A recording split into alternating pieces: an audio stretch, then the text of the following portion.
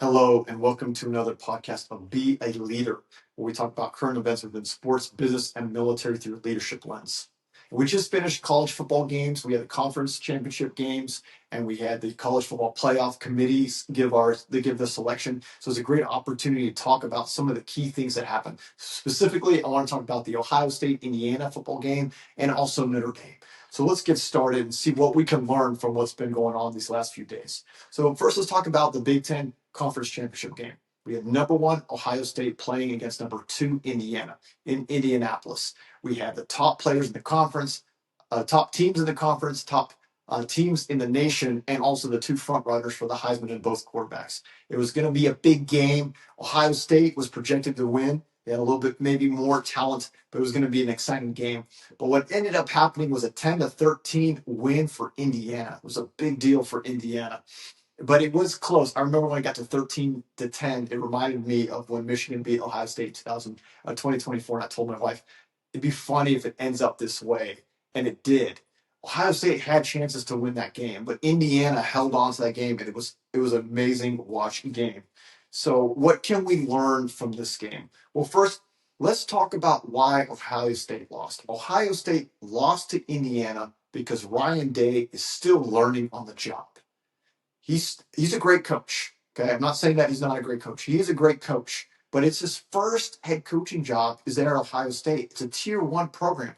All the spotlight is on him. He's got to learn somewhere. Right? He started coaching in 2002, but his first head coaching job again is at Ohio State, and he's always had all the talent he could ask for. He's always won based off talent. He hasn't had to learn how to win with less, with major pressure. In fact, where was the pressure all year? He didn't have any. The only game that maybe was somewhat close was Michigan a little bit in the first quarter, maybe the second quarter, and then they just blew him out in the second. He hasn't had to learn these things. It's his first job as a head coach, and he's still learning. He's still learning. Ryan Day is still learning, and he will continue to learn. Okay. So let's go on to why Indiana beat Ohio State. Again, everyone was saying that Ohio State had the edge in talent. But Indiana beat Ohio State because Curt Cignetti is the real deal. He is an excellent coach. He's an excellent head coach. He's been coaching since 1983. But unlike Ryan Day, Indiana is not his first head coaching job. It's his fourth. He coached at IUP, at Elon, at James Madison, and now Indiana. All four of these programs, he's had to take these programs with less talent, rebuild them, do more with less, and find ways to win. This is not his first time doing it. He's been doing this. He's been doing this for years. It makes sense. He shows up cool, calm, collected, confident, and his players feel that confidence. Confidence is contagious. He's 64, not 46 like Ryan did. He's been around. He's an excellent coach. I'm very happy for him to win this thing and finally get the recognition. And when I think about Ryan Day and Curt Cignetti, it does remind me of Michigan basketball. I'm a Michigan basketball guy. I think about John Beilein and Juwan Howard. I worked with John Beilein his first 4 years. I was with him. I was a head manager my senior year. I worked with him for all four years. And Juwan Howard, I moved my family forward to work with him as a graduate assistant coach, and he cut my position first day of school. Anyway, so much for family, right? But I have touched bases with both of them.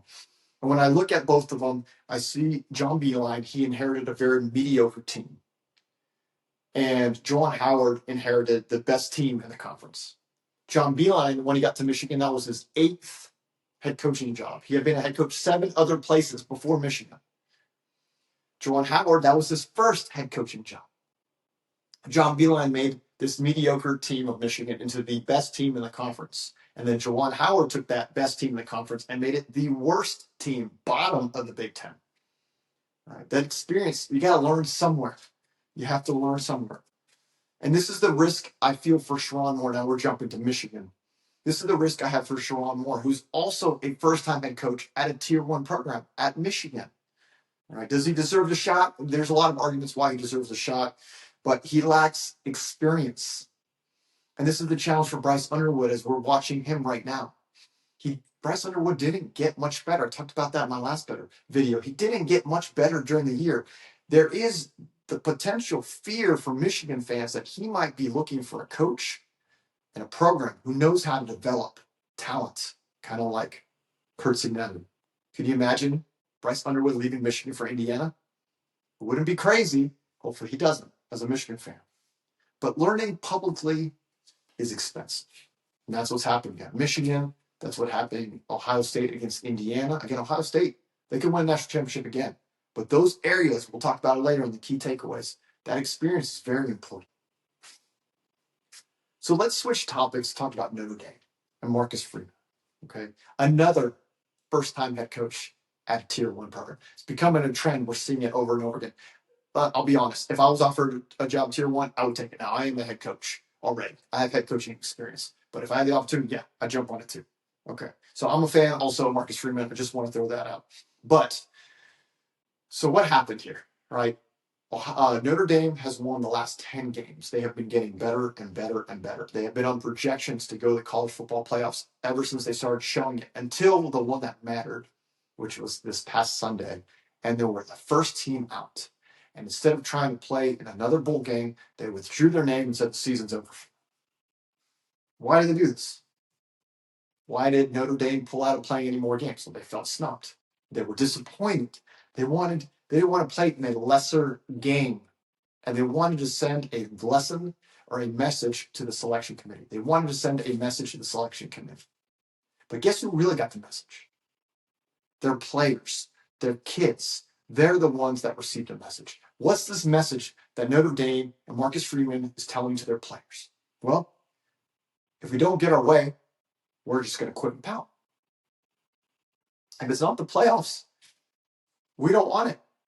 And if we're disappointed, we're just going to tap out. Those are the messages that are being said to their kids. And as a coach and as a Marine, a U.S. Marine officer, this leadership is garbage.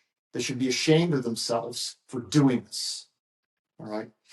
It is a blown opportunity to teach some life lessons to these kids. It teaches entitlement over excellence. It teaches emotional fragility instead of competitive identity. Who are you? Who are you trying to be? It also teaches to quit when you don't get your way as garbage. At Michigan, we talked often about controlling the controllables. Can you control the selection committee? No. Can you control rankings? No. Can you control the opinions of others? No. Can you control your attitude? Yes. Can you control your effort? Yes. It is a blown opportunity. What they should have done, Notre Dame should have accepted that the selection committee didn't select them for the playoffs.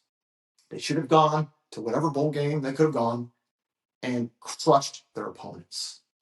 They could have rewarded their players, their fans, the faculty, the staff. Think about players getting more reps, coaches getting more reps. Bowl games give money to the schools, and these schools will give some of that money to their staff and fly out their staff and reward their staff, reward a lot of the people that work for the school. They also get to show off the school to other players. It allows fans who have been an opportunity to go watch a game, because sometimes the bowl games are all over the place, to go watch a game. It's good for everyone.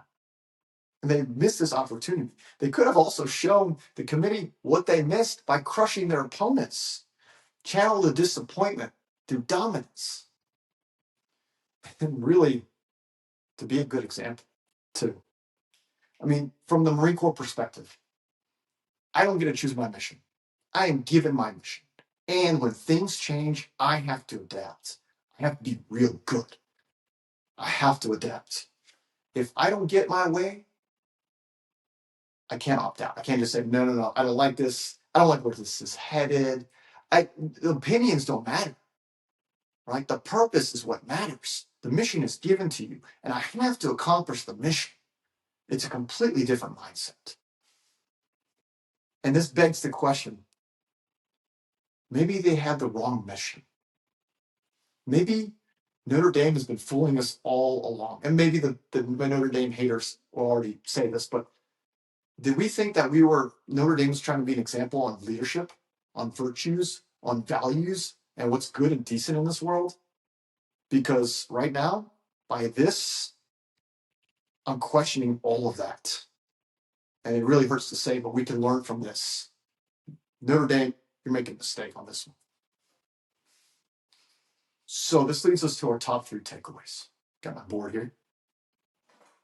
The first one, experience versus talent under pressure. I mentioned this before in other videos. Pressure reveals our preparation. Yes, we all want talent to win, but experience really does matter. Experience shows, in the Marine Corps, we call it salty. Curt Cignetti is salty compared to Ryan Day. Okay, experience does help a lot, and that's why we got to train, and build that experience over time. The next one, all leaders have to learn somewhere. That's why in the Marine Corps you go from second lieutenant to first lieutenant to captain to major, lieutenant colonel, general. You don't just jump to general. I don't think I could trust anyone that just jumped to general. Okay, you learn by being a platoon commander, then a company commander, then a battalion commander, then a regiment commander. You move up. You learn how to command at different levels, and they all have to learn somewhere. And some places are more expensive. Some places are harder to take. But leaders have to learn somewhere. So continue on your journey. Continue on your journey. And the third one, leaders don't get to pout. All right, this whole thing of, oh, I'm disappointed, I'm just going to opt out. Terrible message. It's not what leaders do. Leaders aren't there to get all the glory. Leaders are there to deal with crises, to push through challenges, to motivate their people to accomplish things they couldn't do on their own. Leaders don't get to pout. And as I wrap this up, where are you in your leadership journey? I love working with you, building leaders. I do that work myself. You can look me up online if you're more curious. But in the short term, do you have a plan? Under pressure, do you have a plan for 2026? If you don't have a plan for 2026, I have 2 workshops here in December, live free workshops for 1 hour where I can help you create a plan on how to crush 2026. I invite you to join me on that. You can see more information in the description. And as we wrap this up, whether you're leading yourself, leading others, or leading leaders, be a leader. My name is Daniel Pinedo. Thank you for watching, and until next time.